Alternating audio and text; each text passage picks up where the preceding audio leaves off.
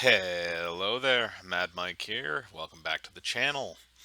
We're going to do two videos today, just because some stuff has come up, and there's going to be just a little bit of a recapping of a video I did yesterday, but for the most part, this is going to be just some basic breakdowns of information. Now, uh, we all know what the state of Star Wars is currently. It is not doing very well. There are a few bright spots in the future. The Mandalorian, the Obi-Wan series, which was rumored and apparently was confirmed today, and Ewan McGregor was confirmed to have signed on for it, so that is a bit exciting. And then also the return of the Clone Wars for a season 7, which will end the series.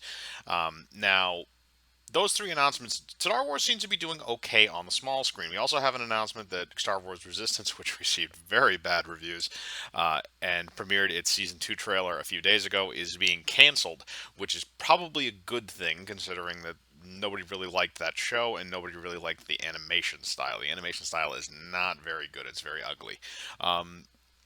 But as for Star Wars on the big screen, that is a completely different story. And there's been a few developments that have come out about the two trilogies that are currently in development. One that is being headed by Rian Johnson, and the other one that is being headed by D.B. Weiss and David Benioff of Game of Thrones fame. So I'm gonna kind of skim over the television stuff because I did a lot of that the other day in the Obi-Wan video. If you want to know more about that, you can go watch that video. But in terms of the films, we've had some information that's been leaking out about Rian Johnson's trilogy, and to be very honest, this seems like a major misstep for Disney. I have never been light about my criticism of Rian Johnson. I do not think he is a very good writer at all. I think he's a capable director in certain stages, but I don't think he should be ever let near any kind of a script.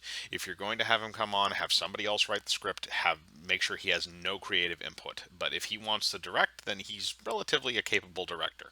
But moving forward from that, we have two confirmations, some stuff about the Johnson trilogy and some stuff about the D.B. Weiss and Benioff trilogy.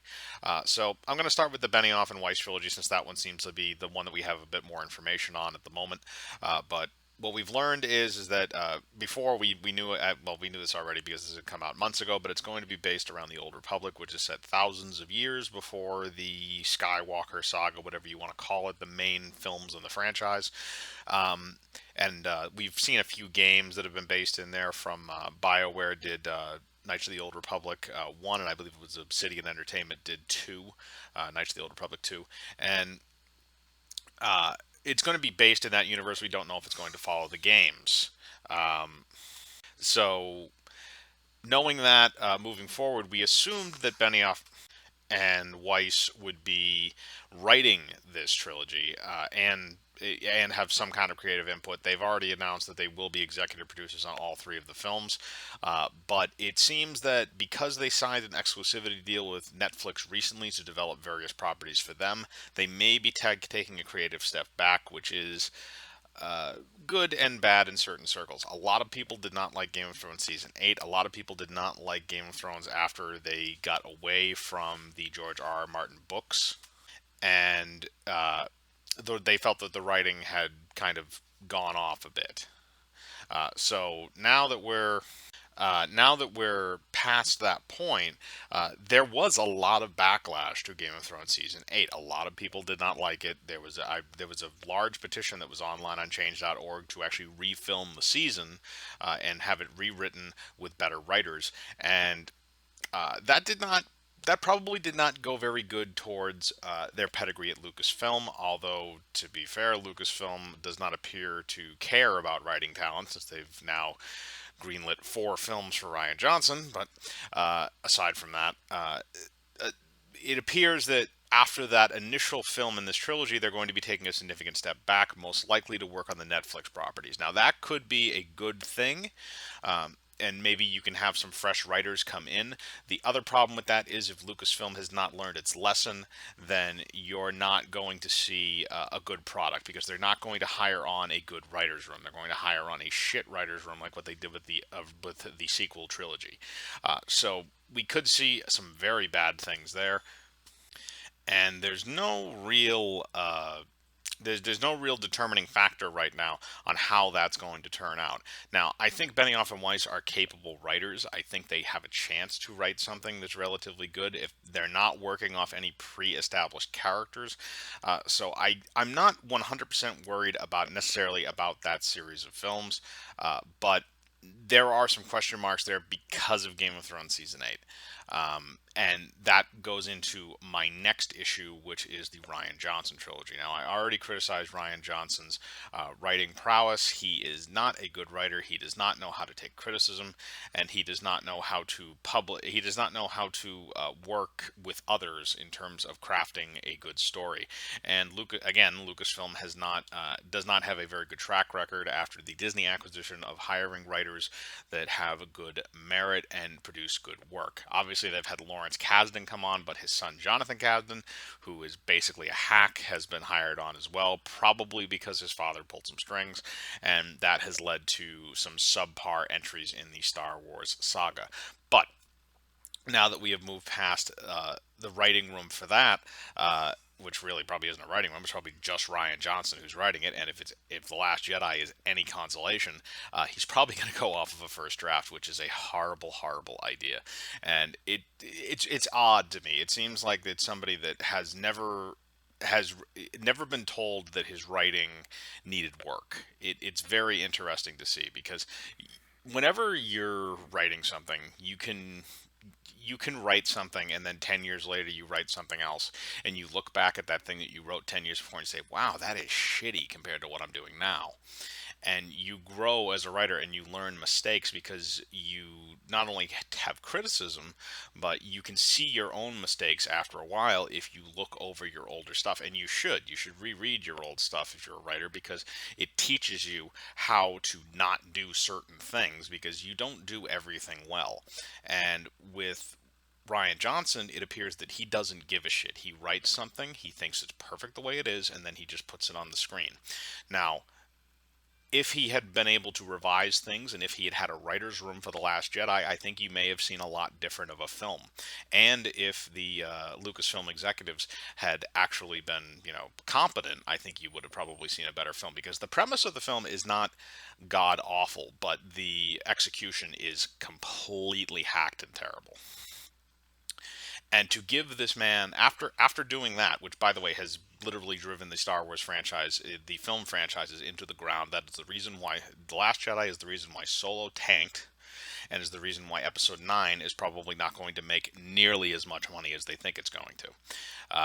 And it's also the reason why Star Wars is going to be going on a hiatus for several years until 2022 after Rise of Skywalker comes out. So to give him three more films seems like a terrible, horrible, disgusting idea. It is a bad business choice. It is a bad look for Lucasfilm. You shouldn't necessarily reward failure, because even though The Last Jedi was not a failure, if you look at the numbers and you look at what came after it and you look at all of the things, everything adds up to this was the this was essentially the card in the house of cards that you pulled it out and everything collapsed. This is the cause of everything. Now, people want to go back and they want to point to The Force Awakens. I don't think The Force Awakens is a perfect film by any means. I think it has a decent amount of problems, but it was a film that you could build off of. It was 100% a film that you could build off of and build off of in a good way. It left enough questions where you had room for sequels because you needed that. And then Last Jedi is supposed to be the middle entry. It's supposed to be the connective tissue. It's supposed to be like The Empire Strikes Back, and it is a god awful piece of shit. It dead ends a lot of the questions that we had in Rise of Skywalker, and now, or not in From Force Awakens, and now with Rise of Skywalker, J.J. Abrams is spending half of his time trying to undo the shit that Ryan Johnson did, and I don't know if these two guys hate each other. If I was in J.J. Abrams' shoes, I would 100% hate this guy, because he has made my workload 10 times worse by fucking up, a and now he has gotten rewarded for doing so. So if I was him, I would be incredibly pissed. But I mean, he's getting a really good paycheck. Let's be fair on that. But this entire thing has been a train wreck because of him. because he was allowed to do whatever the hell he wanted and be unchecked. And I have there's mixed feelings on whether you want to check a director or not. Now, if it's an inexperienced director, you probably do. You probably want to check that director, and you want to make sure that he's kind of on a leash for a film. And then, if he proves himself after a while, then you let the leash out and you let him do some stuff that he wants. That's fine. But if you give a very inexperienced director complete free reign, and they've never had a budget that's, the Last Jedi cost somewhere between 220 and 300 million dollars to make, and he had never worked with anything even close to that in any of his previous productions. And you just gave him all that money and he has no experience, and we see what happens with that. You need to have an intermediate. Give him like $100 million budget and see what he can do with it. If he doesn't do anything very good with it, then don't give him a $220 million budget. You have to have a middle step. If you don't have the middle step, then you don't know if this person can be tested with a larger budget. And again, this is something that's been basically a rule of thumb in Hollywood for many, many years, and everybody's just ignoring it. Look at the same thing that happened with Captain Marvel. Neither of those directors had dealt with anything over 100, probably nothing over 20 or $30 million. So then you just give them a 150, $200 million movie, and we see the results. The first two acts were solid, but the third act was a terrible, horrible fucking mess, and it ruined the movie. And they created a character that nobody really likes. A poll actually came out recently that most people did not really like Captain Marvel in Endgame. It was like the character they hated the most in Endgame. They hated her character. They didn't like it at all.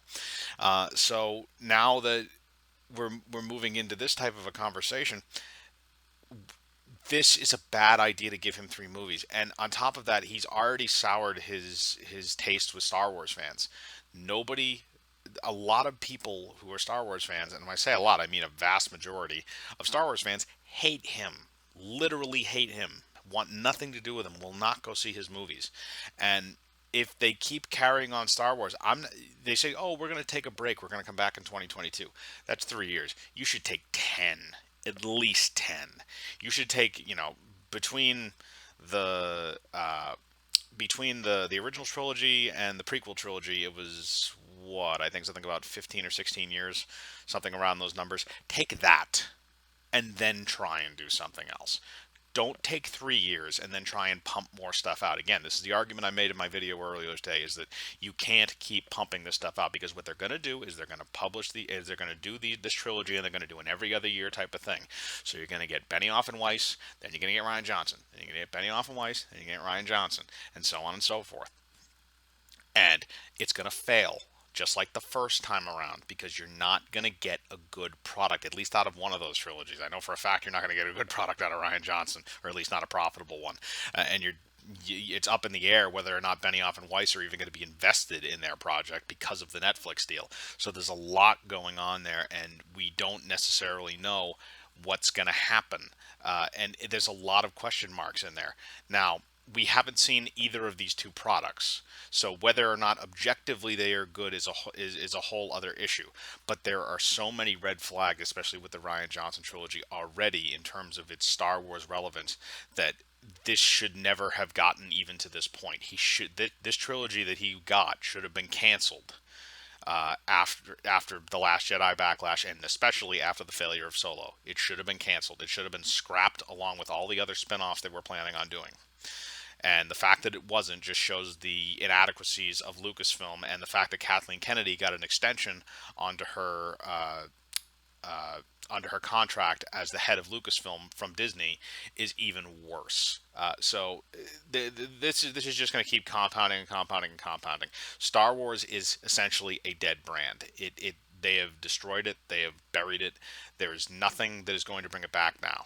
And there's so much of a disconnect between Disney and the actual Star Wars fans that nothing will ever come of it again, at least not in the near future. And after that 3 year hiatus, whenever we get that movie, that Old Republic movie, I don't have faith that it's going to make money.